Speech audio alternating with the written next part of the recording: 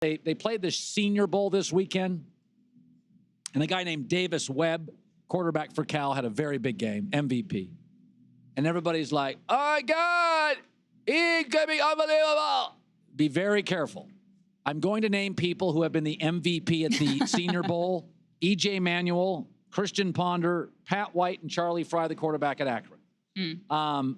Dak Prescott was also the MVP, but that doesn't mean anything other than Dak Prescott has been a remarkably transformative football player, and you'll never, as an organization, find a quarterback as good as Dak Prescott again in the 4th round. New England's not going to get another Tom Brady in the 6th round. That happens once a franchise. You do not find another Dak Prescott in the 4th round. Seattle's not going to get another Russell Wilson in the 3rd round. Oakland's not going to get another Derek Carr in the 2nd round. Historically, the best quarterbacks are in the 1st round. That's the way it works. That is overwhelmingly the way it works. So if you're looking for the next Dak, don't waste your time. You're not going to get another Dak. I would say this. Here's how rare it is to find a franchise quarterback. And I think Andrew Luck's going to be this, and I think Dak's going to be this. In the Super Bowl era, 51 years in the Super Bowl era, only 9 quarterbacks. I mean, this is remarkable, right? Like, this is what everybody's trying to do, is find a quarterback. In the Super Bowl era of 51 years, only 9 quarterbacks have won 100 games for their original team. And I'm going to start naming them. Maybe you've heard of them. Elway, Marino, Brady, Big Ben, Peyton, Bradshaw, Kelly, Montana, and Eli. So everybody in the world wants one of these. 51 years, we've got 9. So if you luck into Dak Prescott, don't say we're going to find the next Dak Prescott. There is no next. You're not going to find a guy like that in the 4th round, like Richard Sherman. If you go look at the history of the NFL, I know everybody wants to say you can build it on sleepers. Ask yourself about college football. The National Letter of Intent Day is Wednesday. Okay. Who dominates the SEC? Alabama. Who dominates SEC recruiting? Alabama. Who dominates the Big Ten? Ohio State. Who dominates Big Ten recruiting? Ohio State. Who's dominated for 20 years the Big 12? Oklahoma and Texas. I know we all love sleeper picks. I get it. And I know we fall in love with the Brady 6th round and the Dak 4th round. Most of your great players, from baseball drafts to NFL drafts, there's a lot, the NBA especially, we generally know who's good. I'm not saying there's not an Ocho out there or a T.O., but we kind of knew, you kind of know fairly. Go to the NBA. LeBron at 16, golf, Tiger Woods at 12.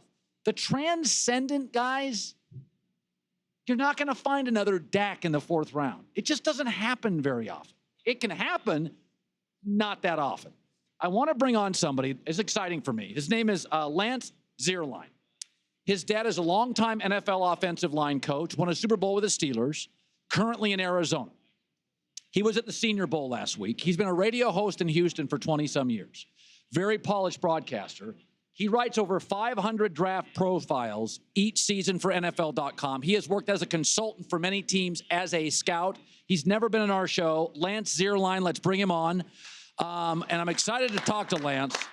And here I am just going on and on as a gas bag about it's hard to find Dak Prescott. And you're going to probably, but I guess my whole point is, in life, if you get Dak in the 4th round, love him and hold on to him and nurture him. Cuddle him. Because there are not a lot of those stories out there. No, and you know, I think one of the big mistakes people consistently make is saying the next Tom Brady, the next Tom Brady. Well, Tom Brady was drafted in the 6th round. That was a luck. That was a total luck out by the Patriots. They saw something they liked in him, and they thought they could nurture it. But you're not going to find the next Tom Brady in the 6th round. They didn't know he was going to be this good. No, let me tell you, I didn't know Dak Prescott was going to be this good. And we'll find out if he's going to be this good. You know, RG3 had a great rookie campaign as well, and it didn't go as well for him afterwards. Some would argue that Andrew Luck has had, his career has plateaued a little bit. And Dak Prescott doesn't have the same issues that Andrew Luck has had. The offensive line is perfect for Dak Prescott. The running back is amazing. Let's go back to Dak Prescott. So you go to the Senior Bowl. Yeah. And people don't go there to watch the game. Nobody does. All you NFL guys, you go for the week prior.